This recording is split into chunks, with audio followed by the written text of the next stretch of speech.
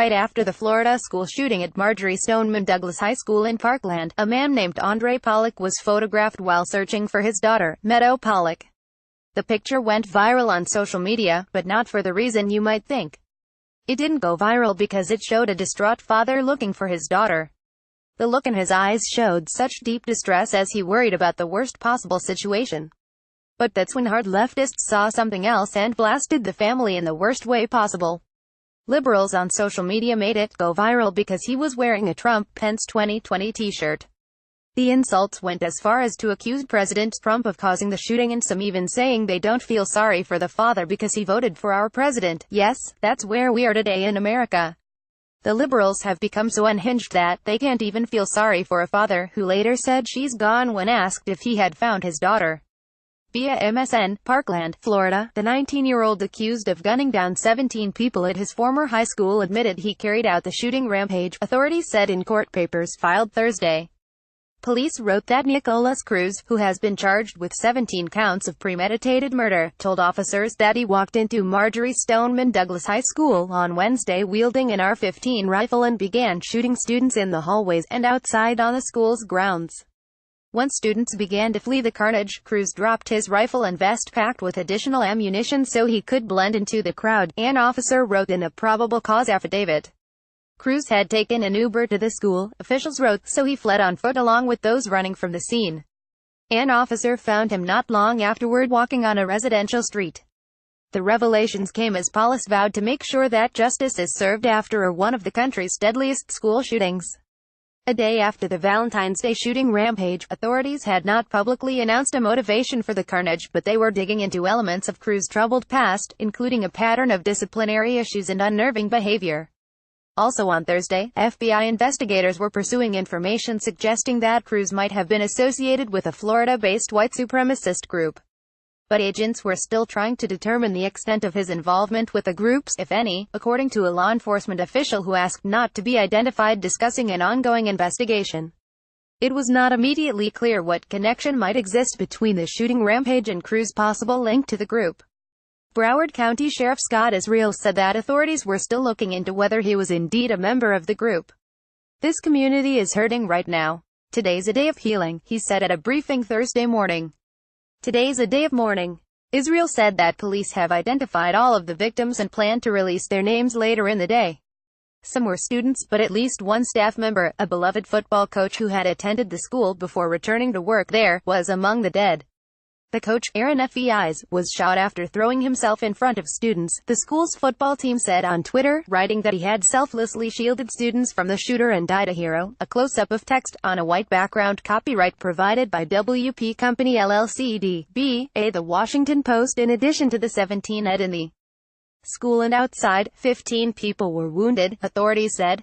3 of them remained in critical condition Thursday, while some others were still hospitalized. Israel said it was a pretty good assumption that the shooter had unspecified mental health issues. During a news conference after Cruz's court hearing, the public defender representing him described the 19-year-old as a broken young man who is very saddened by what happened.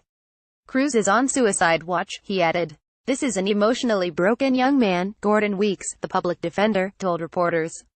"He has been through a lot of trauma. He has suffered significant mental illness and significant mental trauma."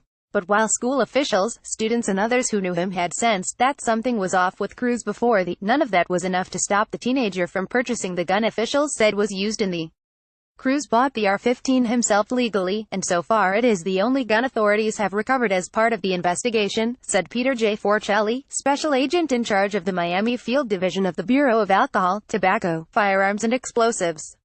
The court filing Thursday said Cruz bought the gun in February 2017. In his social media postings, Cruz was shown wielding other firearms, so officials continue looking for any additional weapons, but they have not found any so far, Forcelli said in an interview Thursday morning. Investigators are also reaching out to gun shops across the region to check whether Cruz had attempted to buy other weapons.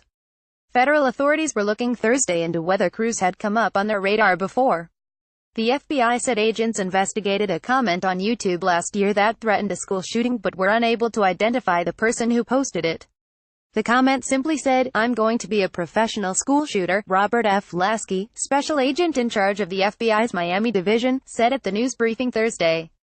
No other information was included in that comment. Lasky spoke after BuzzFeed News reported that a YouTube user had contacted the Bureau after seeing someone with Cruz' name post that same message. Lasky said that authorities, who investigated the comment last year and were looking at it again after the Parkland shooting, still do not know if the comment was posted by Cruz. The tip to the FBI came in the fall of 2017, but when agents checked the name Nicolas Cruz against their internal databases, they could find no other derogatory information on him, according to a law enforcement official familiar with the investigation. He looked like a typical high school student, Officer Michael Leonard told reporters Thursday. Then Leonard said his training kicked in and he realized the teenager was wearing clothes that matched the description broadcast over the police radio. He took Cruz into custody without any resistance. The bloodshed inside Douglas, which would remain closed at least through the rest of the week, was staggering even for veteran law enforcement professionals. Forcelli, a homicide detective in New York before he joined ATF, described what he saw as particularly horrifying. "This is a bad crime scene," said Forcelli, who was at the school for hours on Wednesday. "I've seen plenty of dead bodies. Seeing kids, defenseless kids, piled up, it weighs on you. I can't imagine the pain the families have. There's a lot of victims here. Is this really who we are? Liberals want to blame President Trump for this? So does that mean former President Barack Hussein Obama is to blame for the whole kindergarten class of victims who were murdered at the Newtown, Connecticut shooting, or the African Americans lost in the church shooting in South Carolina, or the LGBT people led during the nightclub shooting in Orlando? Liberals are so distraught by the fact that the crook they put up in 2016 was beaten by an outsider who cares about Americans so much that they are willing to blame him and his supporters for anything under the sun. Even a father who is going through what may very well be the worst pain known to man, the loss of a child. Liberals are great at blaming Trump, his supporters, and guns. But they forget all the shootings during the Obama years and the fact that the Democrat Party enjoyed 2 years of total power from 2009 to 2011. They did nothing to address the gun issue they claim is the cause. Instead, they managed to off our healthcare system. 20 years ago, school shootings were a bit rarer and guns were even easier to get. Why don't we try bringing God back to school? From the web-powered Pfizer.net. Awkward Olympics wardrobe malfunctions. You can't unsee the real reason you don't hear about Leanne Rimes anymore. This figure skating move was too provocative for the Olympics. Amazon is completely decimating these iconic brands. The truth about Chip Gaines. Here's what you didn't know about Megyn Kelly.